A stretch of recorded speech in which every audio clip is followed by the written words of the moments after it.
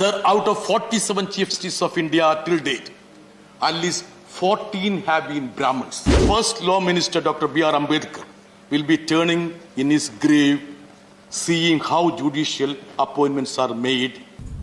I had occasion to hear the speech of a member from Kerala, Jan Britas. Wonderful, really.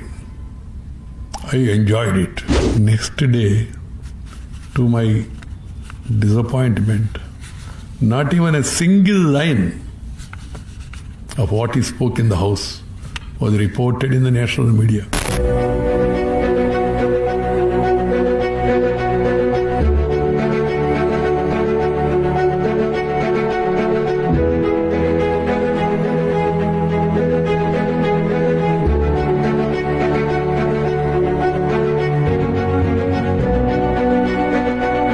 The Honorable Law Minister Kiran Rijiju has made it clear that the purpose of this bill is to make the legislative intent clear about the additional quantum of pension.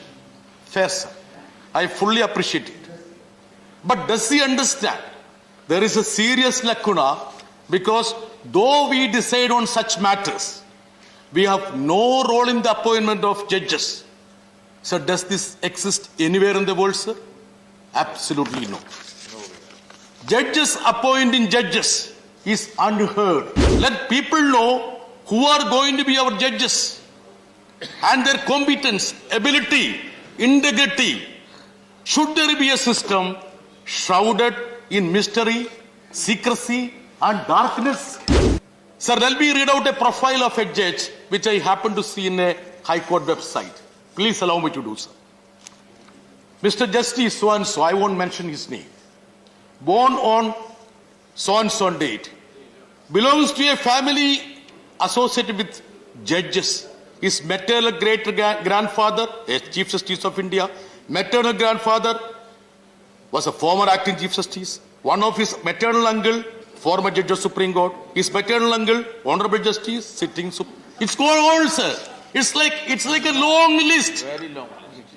Sir, we all talk about dynasty, sir. The BJP members have been very harsh when they talk about dynasty in Congress party, sir. At least they have passed the test of winning the confidence of the people.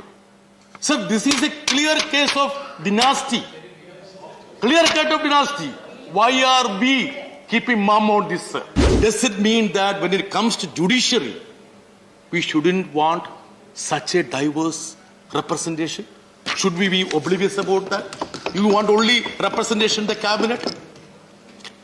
Sir, out of 47 Chief Justices of India till date, at least 14 have been Brahmins.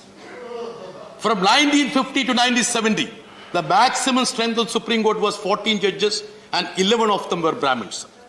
Sir, 1971 to 1989, Kiran Rijiju sir. Sir, this is a point, sir. This is a point. I am saying there is no diversity in judiciary.